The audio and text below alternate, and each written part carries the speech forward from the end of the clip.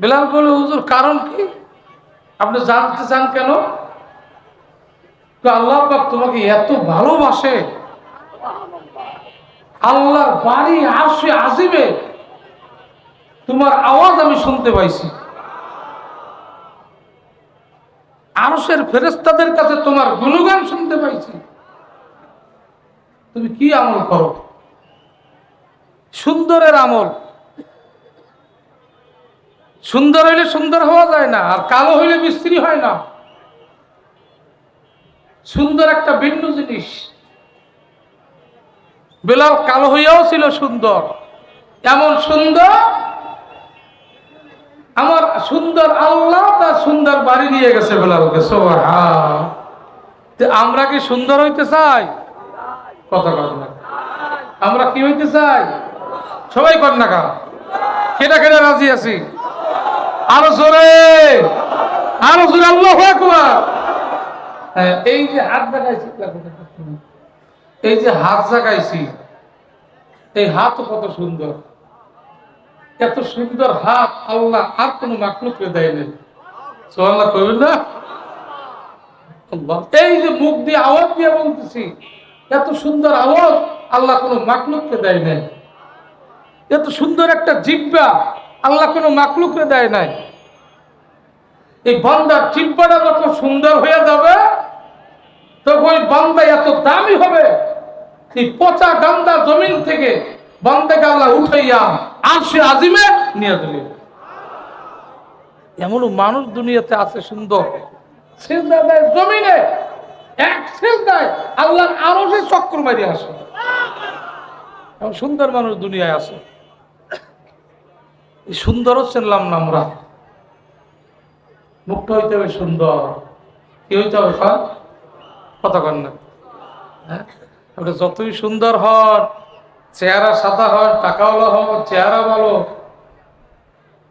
এই জিহ্বা দিয়ে আলেম ওলামারে গালি দেবেন, এই জিহ্বা দিয়ে পরের মাল লুটে খাইবেন, এই জিহ্বা দিয়ে পরের ঘের দখল করবেন, আপনার সেদা তো আল্লাহ দেখতে চায় না। আপনার ওই মুখ, ওই জিহ্বা আল্লাহ দেখতে চায় না। লম্বা লম্বা মশলা দিয়েন না। আপনার মসজিদে যাওয়ার দরকার নাই, আগে জিহ্বাটা ভালো বানান। ঈশ্বর চরমের সমালোচনা করে, কথা বলেন না, আছে না?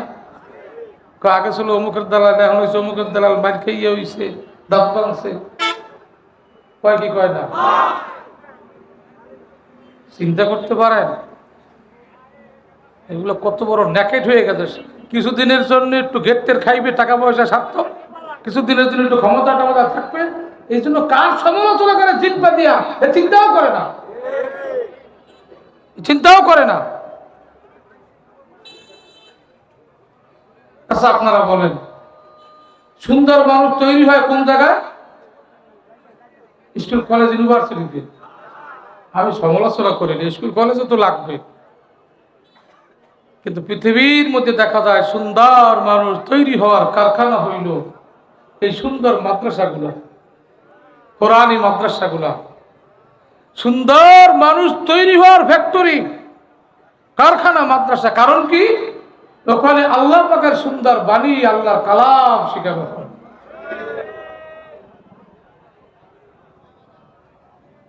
আজও পর্যন্ত পৃথিবীতে ইতিহাসে নাই এই কোরআন পড়নেওয়ালা, হাফেজ কোরআন, আলেম ওলামা, মুফতি মুহাদ্দিস, এদের দ্বারা একটা কটু কথা হইছে, এদের দ্বারা দুর্নীতি হইছে, চুরি ডাকাতি সন্ত্রাসে খুন হইছে, এরকম কোনো প্রমাণ পাওয়া যায় না। কথা কন না কা? বরঞ্চ খারাপ মানুষগুলো এদের সোহবতে যাইয়া, খারাপ মানুষগুলো এদের সংস্পর্শে যাইয়া, এমনকি তাদের মাথায় এদের হাত লাগার কারণে সব মানুষগুলো সুন্দর হয়ে যাইতেছে। এ ঠিক না বেঠিক? সবাতে সালেহ তোরা সালেহ কোনা, সবাতে সালেহ তোরা সালেহ কোনা, সবাতে তলেহ তোরা তলেহ কোনা, এক জমানা সবাতে বা আউলিয়া, বেতার সদ সালেহ তাতে বেরিয়া। আওয়াজ দিয়ে খান আল্লাহু আকবার। এই মাঠের মধ্যেও অনেক বাইরে আছে, আগে দাড়ি কামাইতো সপ্তাহে 2 বার, বিড়ি একটার বসায় একটা লাগানো থাকতো, কত কর না মাইয়া নাচাইতো, গান বাজনা নিয়ে ব্যস্ত ছিল, পরের মাল লুটে খাওয়ার জন্য ব্যস্ত ছিল, কেউ বা সুন্দরবনের ডাকাত ছিল। কিন্তু যে কোনো কারণে চরমনার ময়দানে যাইয়া সুন্দর মানুষের সৌবাদ লাগার কারণে এখন এত সুন্দর হইয়া গেছে, আলেম ওলামারাও তাদেরকে সম্মান করে, ঠিকলে সামনে দেয়। হুজুর নামাজ পড়ান, কয় হুজুর আমি তো হুজুর না, আমি ছিলাম একটা জংলা ডাকাত। তো ভাই দেন কি করেন, আপনি তো একটা আলেম। আমি আলেম না, ওই চরমনার ময়দানে যাইয়া সুন্দর মানুষের বয়ান শুনিয়া আমিও মদিনার সুন্দর রং লাগাইছি। আল্লাহু আকবার বলে গা। আল্লাহ, হে বাবা, দুনিয়া কয়দিন, দেখতে না দেখতে শেষ। আখিরাতের সব আমল হইল সুন্দর। তোমার জিহ্বাখানা যদি সুন্দর হয়, হাতখানা সুন্দর হয়, কপালটা যদি সেজদাওয়ালা সুন্দর হয়, কলবখানা জিকির করতে করতে যদি সুন্দর হইয়া যায়, আল্লাহর ফজল ও করমে বাকি আমল করার যোগ্যতা মাওলায় দিয়া দেবে। তোমার কাছে দুনিয়া তিক্ত হইয়া যাবে, মাসুক মাওলার নাম তোমার কাছে মিডা হইয়া যাবে। আল্লাহু আকবার। আজ মুহাব্বত তলক হাসির আজ মুহাব্বত দর্দ গম ভালোবাসা। আগে সুন্দর হও না, এরবার সুন্দর মালিকের নাম নিয়ে ডাক দাও। সুন্দর মালিকের নামখানা যখন মুখে নিয়ে ডাক দেবা, ফাইনামা তুআল্লু ফাসাম্মা ওয়াজহুল্লাহ।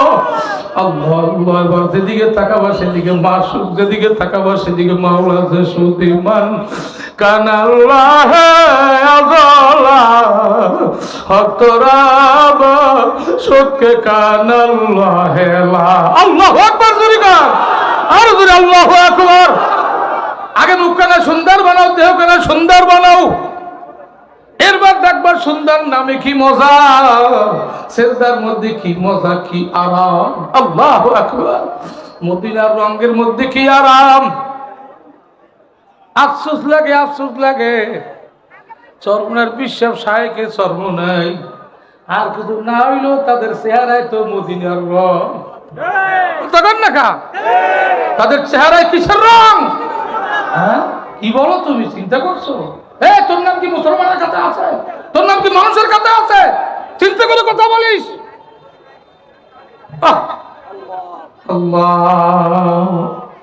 কবরের চিন্তা করো, কবরের চিন্তা করো, শুধু অর্থের চিন্তা করিও না, ক্ষমতার চিন্তা করিও না।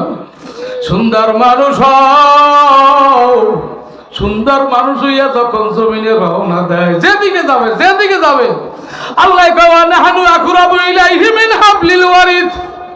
আমি তোর ঘাড়ের সার রগের চেয়ে নিকটে আছি। আল্লাহু আকবার জোরে কোন। মাওলার কাছে রাখতে চাইনি, কোন কোন মাওলার কাছে রাখতে চাই।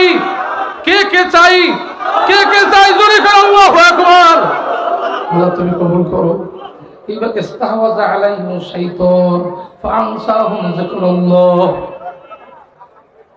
যারা জিকির কি আল্লাহকে ভুলিয়ে যায়, তাদের কলবের ড্রাইভার হয় শয়তান। আর যারা সুন্দর হইয়া সুন্দর নাম মনে মুখে রাখে, তাদের কলবের ড্রাইভার হয় আল্লাহ, তাদেরকে চালায় আল্লাহ। কে চালায় জুরি খান? ছোট্ট একটা ঘটনা মনে পড়ছে। কাসেম নানতুবি রহমাতুল্লাহ আলাইহি, যারা যেখানে আছে সুন্দর করে শোনেন।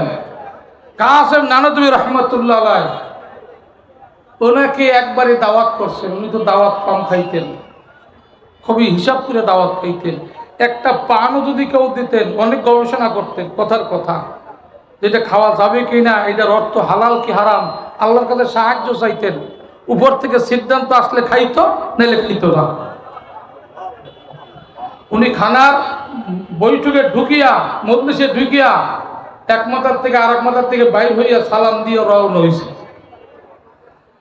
মেজবান কয়, হুজুর আপনি যান কেন? আপনার তো খাওয়ার জন্য দাওয়াত দিচ্ছেন। এগুলো তো কুকুরের খাদ্য, এটা তো আমার পক্ষে খাওয়া সম্ভব না। কোরমা, পোলাও, কত কিছু, কইগুলো কুকুরের খাদ্য। পরে তদন্ত করে দেখা গেছে যে এই মালিক খানার ব্যবস্থা করছে আলেম ওলামাদেরকে, এই খানা সব সুদের টাকার খানা। তাহলে কাসেম নানতুবির ড্রাইভার হয়ে চালাইলো কে? কথা কর না, কে চালাইলো? তারাও মানুষ, আমরাও মানুষ। বাথরুমে ঢুকছে এক বাড়ি দিয়ে, পাকা টাইসের বাথরুম। আস্তাগফিরুল্লাহ বলতে বলতে বাইর হয়ে আইছে, মানে বাহিরে একটু কাপড় দিয়ে সালা দিয়ে ঘেরা দিয়ে দাও, সেখানে আমি ইস্তেঞ্জা করবো। হুজুর, এত সুন্দর টাইসের বাথরুম, এত সুন্দর পাকা বাথরুম, কেন আপনি এরকম সেরা সালার চড়ের মধ্যে ঢুকবেন? আমারে ঢুকো আগে হাদত সারি। হাদত সারি আসা বলে, আমি যে বাথরুমের ঈদের পরে পাড়া দিছি, ঈদে বলতেছে হুজুর আপনি একটা সুন্দর মানুষ, আমি কিন্তু নাফা। সুন্দর মানুষ আমার মাওলায় চালায়। কে চালায় জোরে কোন? আরো জোরে কোন কে? এই সুন্দর মানুষ তৈরি করার কারখানা বন্ধু হইল এই মাদ্রাসা। একটা সবসময় আমি বলিয়া থাকি, মাদ্রাসায় দান করি আর না করি, কোন সময় মাদ্রাসার উল্টো করব না। কতক্ষণ লাগা? কোন সময় মাদ্রাসার বিরোধিতা করব না, কারণ কোরআন নিয়ে কোনো দল নাই। কতক্ষণ লাগা? কোরআন নিয়ে কোনো দল আছে? এমনকি হিন্দুরা পর্যন্ত কোরআন মানে। কি কথা কন না? কত হিন্দুরা আমাদের কাছে আসে, হুজুর একটু পানি ভরা দেন। তাহলে কেন আপনাকে ধর্মীয় তো ব্রাহ্মণ আছে, আমার কাছে আইছেন কে? হুজুর আপনাদের মধ্যে কোরআন আছে, আমরা জানি কোরআন একটা আল্লাহর বাণী, কোরআন পড়িয়ে ভু দিলে আমাকে ভক্তি বিশ্বাস আমরা ভালো হইয়া যাব। এই কালাম যেই জায়গায় পড়ানো হয়, এই কালাম যার সিনায় থাকে, যার মুখে থাকে, যার মাথায় থাকে, ওই মানুষগুলো সবচেয়ে সুন্দর। ও সাদা দাড়িওয়ালা মুরব্বীরা, স্কুল কলেজ ইউনিভার্সিটি পড়া মুরব্বীরা শুনিয়া রাখে, নিজে পারি না, যতদিন মালিক বাঁচায় থাকবে এই কালামের খেদমত করব, সুন্দর মানুষ তৈরি করার কারখানাগুলো জিন্দা রাখবো। আল্লাহর ফজল করবে, কবরে শুইয়া শুইয়া সব আমার কবরে পাইতে থাকব।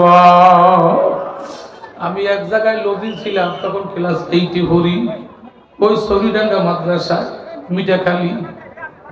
ওই মহিলার কথা এখনো মনে পড়ে, একেবারে গরিব ছিল, মাছের ফরিয়াবি করতো, বালতিতে মাছ কিনতো আর ব্যস্ত। যেদিন 2 দিন যদি জ্বরে শুয়ে থাকতো, দাঁড় করে খাওয়া লাগতো। ওই দেশে তো খায় পানির জাউ সকালে, আমাদের দেশে খায় ভ্যানে ভ্যানে। সকালে ওদের খানা হলো পানির জাউ, যাদের অর্থ কম তারা খাইতো জাল ভরানো, মানে মরিচ ওরা, আর পানির জাউ, মরিচের ভর্তা। আমার দিত দৈনিক সকালে একটা ডিম ভাজি আর 1 প্লেট গরম ভাত। তো আমি বললাম কি রে, বাচ্চাকে বলতেছি তোমরা কি খাও? আমরা তো খাই পানির চাও আর জাল ঘোরানো। তো পানির চাও, জাল ঘোরানো, আর আমার ডিম। বাচ্চাটাই কয় হুজুর আমাদের একটা মুরগিতে একটা ডিম পারে। তখন তো ফার্মের মুরগিও বাইর হয় না, ডিমও বাইর হয় না, তো একটা ডিম পারে। আমরা খাইতে চাই, মায়ে জোর করি আপনারে খাওয়ায়। এখন কেমন লাগে কয়? আমি দরজার পাশে দাঁড়াই কই, চাচি আম্মা একটা ডিম পারে, আমার আর দেবেন না। আপনার এই শিশু বাচ্চাটা ছোট মানুষ, ওর সামনের থেকে আমারে দিলে এটা হয় না। আমিও সবার সাথে জাল ঘোরানো খাবো, আর এখন থেকে এই ডিমটা করে দেবেন। আর ওই ফ্যানে ফ্যানে যখন ভাত হয়, তখন আমার জন্য একটা প্লেটে ভাত রাখতো, আর সবাই জাউ খেত। আমি বললাম এটাও করবেন না, আমারও জাউ দেবেন। তখন ওই মহিলা কান্দে আর বলে, বাবা আমি তো গরিব মানুষ, আমার ছেলে মেয়ে তো আলেম বানাইতে পারবো না। তুমি যদি আলেম হও, তুমি দোয়া না করলেও মাওলার পক্ষ থেকে আমি দোয়া পাবো। কথাটা আমার এখন মনে পড়ে। প্রায় 1 যুগ পর ওই মাদ্রাসার প্রিন্সিপাল হুজুর আমার দাওয়াত দিয়ে গেছে, বাবা তুমি আমাকে ছাত্র আলেম হইছো, আমার মাদ্রাসায় মাহফিল করা লাগবে। আমি মাদ্রাসায় ঢুকেই আগে গেছি ওই লজিন বেরি, যে কই লজিনার লগে এই মহিলা কি আছে কিনা আমার তো যাওয়া লাগবে। হ্যাঁ, লজিন বাড়ি চিনি না, রাস্তা হইতে বাড়ির গেট সব পাকা, চাইদি বিশাল দোতলা বিল্ডিং, বাইরেও টাইস। কি রে, এবারে ভাঙ্গা ঘর ছিল, আগে তো টিনও ছিল না, খেয়াল নাড়া দিয়া ঘর চাইতে বর্ষাকালে পানি পড়তো, পলিথিন দিয়ে থাকতো। কি ঘটনা কি হইলো, এক যুগ দেড় যুগের কথা। তবে চাষি আপনার কি বাড়ি আছে? আছে, লাড়ি ভর দিয়ে দরজার পাশে আইছে। তুমি কে আছেন তো ভাই, আমার চোখে পাওয়ার নাই, কানেও একটু কম শোনে। জোরে জোরে যে নাম কইছি, মহিলা ঘরে বসে চিক করবে যে কয়, বাবু আইছো, তোমার খুঁজি, এই তোমার উচিলে আমার বাড়ি বিল্ডিং। আমি হ্যাঁ, কি করেন, আমি তো জানিও না। কই তোমাকে মতো আলেম ছাত্র তলবে আলেম আমি খাওয়াইছি, আল্লাহ আমার বরকত দিয়েছে, দুইটা পোলা বিদেশে থাকে, আমার পোলারা খুলনায় ঢাকাও বাড়ি করছে। বাবু আমাকে দুইজনের হজ করাইছে, জীবনে আমরা পারতাম না, এই তোমাকে খেদমতের কারণে।